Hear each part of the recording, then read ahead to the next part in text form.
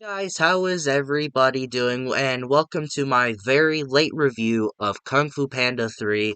I wanted to have this out by Thursday or early Friday at the least, but things happened on Thursday. I ended up going to Imaginary with my buddy, and I didn't really have the energy to watch Kung Fu Panda 3. And Friday I had stuff going on, which I didn't have school, so I did other things. I had to work, so things happen. And over the weekend I went and did stuff with family, so I didn't have time to get this review out. So hopefully you'll have this late today or very early on Monday, but we'll see what my internet decides to do with me, or we'll see what YouTube decides to do with us tonight. But nonetheless, so Kung Fu Panda 3. This is a movie I have not seen since it released back in 2016, which has been 8 years. Like, goddamn. I've rewatched the first two a lot, but it's been also a few years since I last rewatched those movies. But this one I was really looking forward to because I have not seen this movie since it came out. So I was really interested to see why I've never gone back to revisit this movie. I wanted to see if there was a reason I never revisited this movie, or is because I love those first two movies so much, or I did not know. There was something that just kept me from rewatching this movie. Not because it was a bad movie, but it just never been a movie that I want to rewatch. So I finally rewatched it for the first time on Friday. So let's begin. So here are my thoughts on Kung Fu Panda 3. Starting off with my positives on Kung Fu Panda 3, I honestly think that this is the best looking animation of the entire three movies, besides Kung Fu Panda 4, which still looks good.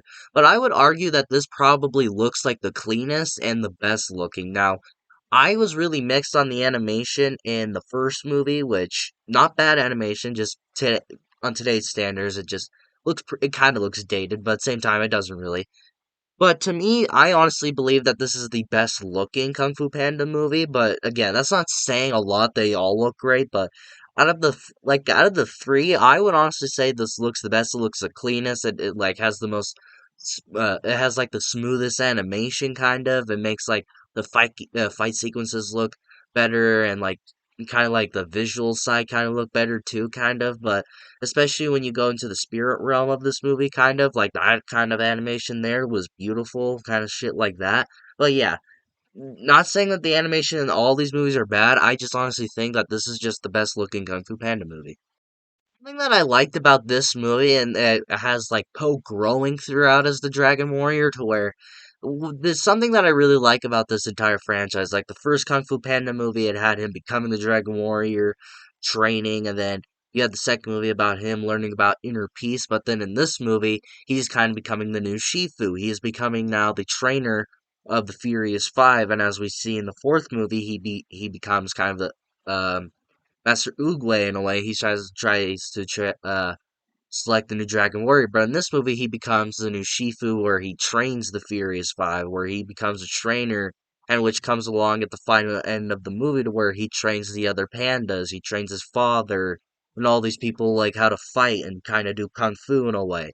That is something that I love about this movie, to where Poe is growing as the Dragon Warrior throughout the rest of these movies. To where the first movie he becomes the Warrior, but as the franchise goes on, he grows as the Dragon Warrior. He experiences new things. He has to pass the torch, and that's what I love about this movie. This is like one of the first steps of him becoming the new Oogway in a way. That is why I love this movie so much, because it has Poe growing as the Dragon Warrior and him becoming the new trainer of the Furious Five. I love that about this movie, and it's like subtle little things like that about this franchise that I love, especially in this movie where they do that.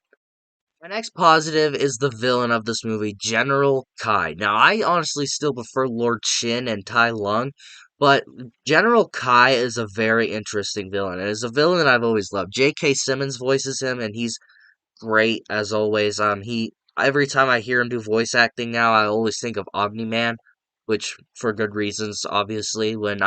I remember when I saw Bryan Cranston was in this movie, I honestly thought he was the guy who was voicing General Kai, which at the time I thought he would be a better pick than J.K. Simmons, but after rewatching Invincible and then this movie, I think J.K. Simmons is great. But yeah, J.K. Simmons in this movie as General Kai, he's great. I love Kai. I think he's a pretty cool villain, to where he kind of like takes all these like kung fu fighters and he gets them to like a green necklace kind of thing, and then he sends them after people, kind of telling them what to do, and he's controlling them, and he can see through their eyes, kind of.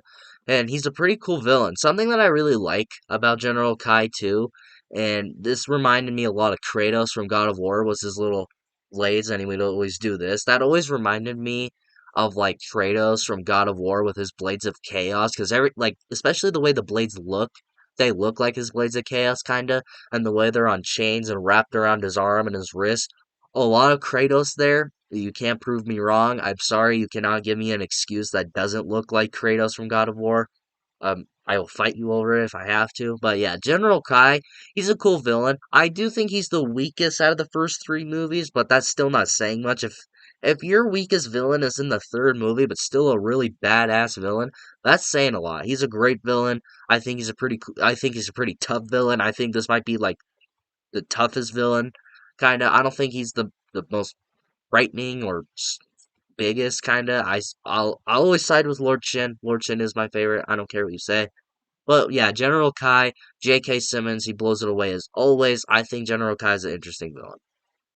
Speaking of Bryan Cranston as the voice of Poe's father in this movie is great. I love Bryan Cranston. I'm a huge Breaking Bad fan. That's one of my favorite TV shows of all time. It's a very close second for being my favorite TV show. I love that show to death. I've rewatched it numerous times, and there's no excuse why Bryan Cranston is where he is today because of that show. I love him because of that. I'm a huge Breaking Bad fan. I love him in that. He gives one of my favorite performances in any media history. I love him in that. But anyways, Bryan Cranston in this movie, he's great. I love how he does like this goofy, kind of silly type role, which it's kind of hard to see him do, especially because of Breaking Bad, how serious he plays it there. But seeing him do like this voice acting job and him doing like this kind of silly type voice. I think he does pretty well in. I think he's pretty good in. But yeah, it's weird seeing him in it, but I think he's great in it, especially after watching him in Kung Fu Panda 4. I think he was great in. I think he's better in the fourth movie than he is in this movie, but we'll talk about that when I get to my ranking. Well, yeah, Bryan Cranston, he's great in this movie. I love him to death. He's one of my favorite actors ever. Again, I love how it seemed it watching like behind the scenes of this movie. It seems like Bryan Cranston had like a lot of fun doing this role, which is deserving because the type of role that he took seems like it should be fun. It should be a fun time. But yeah, I like the part that he plays, and I honestly don't see anybody else doing Poe's voice, but I could name a few others if I could. But yeah, Bryan Cranston, he's great. I love him in the role. He plays this part pretty good for like a silly role, which is kind of surprising after he's played so many serious roles. But the guy's a great actor, so it's no surprise that he was able to pull this role off. My final positive is that I do like how this movie kind of explores more of Poe's origins, kind of, and him going off and seeing other pandas and his family and stuff like that. They set that up in the second movie to where they kind of set up like what happened to Poe, how he was adopted by his adoptive father with the goose, obviously. And they set that up in the second movie, and they pay it off pretty good here to where they explore more of that, like what happened, where they've been. They explore how Oogway came across them with the chi, where they used him to heal him and kind of taught him the ways and all that, and how Oogway went there and he saw that Poe was going to become the Dragon Warrior was because of the pandas healing him when like a bunch of like war was going on when Kai fought alongside him, like stuff like that was great. I love seeing Poe um do kind of talk with other pandas, which was pretty funny, and especially like the special panda in this movie, which was pretty funny. I thought that was a pretty funny joke there, which I don't want to talk about too much because people might yell at me say, I don't want to get into that though. But yeah, I love seeing more pandas. I love seeing Poe interact with different pandas, interact with his father, which I thought was great. I love seeing him grow throughout this franchise and seeing him dynamic with other pandas, which was pretty funny, and they were all kind of cute. You got like little baby pandas in there too. I thought that was pretty cool. I love seeing that, especially since I set that up in the second movie and they pay it off greatly here. But yeah, I like seeing that. It was fun. To my mixed elements, I honestly feel that this movie like scales back on the action to where there's not as much action in this movie as there is in the other two. But yet again, there's still enough action in here, which is great. It's always great in these movies. But I honestly felt that they scaled back on it. But at the same time, I kind of understand why they did it because they wanted to explore more of Poe, kind of have him grow as the new Oogway and Master Shifu, and have him dynamic with his father and other pandas, which, again, I understand, but I honestly feel there could have been more action here. I thought there could be more fight scenes with him and General Kai, him come across with him more, but they only come across each other like once in this entire movie, which is kind of disappointing, but again, I understand. But yeah, I honestly feel there could have been more action in here, especially after watching the second movie. Um, that action in that movie is great. I wanted to see it more in here, but we didn't get it. Which again, I understand. We got to see more of Poe and other pandas and him grow with his biological father. Which again, I understand, but it's kind of disappointing that we didn't get to see more action. But again, I understand. Now moving on to my negatives, which is surprising because this is the only time where I'm reviewing a Kung Fu Panda movie to where I have a negative, but it's only one negative, and it's like a very small issue. Is that it's kind of upsetting how we don't really get to see much of the Furious Five in this movie, which is an issue I also have with the fourth movie. But the Furious Five, we get to see enough of them, I feel, but again, we don't really get to see much of them. Mantis and Crane, they're taken out by General Kai pretty easily, which they don't really put up big of a fight to where we rarely get to see them. We only get to see them when Crane is flying over there to find him or send like a message to him. I can't remember why they were going over there. And then General Kai like takes them out like pretty easily, which is kind of upsetting. And then General Kai comes over, destroys everything Oogway created. He takes down the other members pretty easily. We don't really get to see them fight with Poe really, like, except for like one scene, or was it two scenes? It might have been like two scenes actually. But the main one out of the Furious Five that we get to see the most is Tigress, which I'm not complaining. Tigress is my favorite out of the five. But again, I honestly feel that there could have been more Furious Five. But again, kind of like with the action, this movie's more about Poe and him seeing more pandas and growing with his biological father. But again, I honestly love the Furious Five, and I would have loved to see them in this movie more.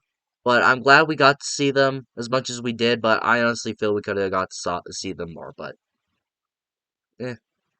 All in all, guys, Kung Fu Panda 3 is another great installment in the Panda franchise. I love this movie. It's not. I don't think it's anywhere close as good as the first two, but yet still being pretty good. I would rather rewatch the other two, but Kung Fu Panda 3 is still a good movie. I would recommend it if you love the other two. I would recommend it if you're a big Panda fan. I would recommend it for the whole family, just in general, for just a fun time. It's a good movie. I would recommend it if you love the other two, but personally, I would still rather watch the first two movies, but again, this movie's still good, though. You guys think about Kung Fu Panda 3? Have you seen it? What do you think about it? Do you prefer this from the other two? Do you prefer the second or first movie? Or do you prefer the third movie out of all of them? Let me know in the comments below and we shall talk about it. And if you like this video, like it. If you love it, subscribe with the bell notifications so you will get notified for my latest videos. And of course, until my next video, I'll see you all next time.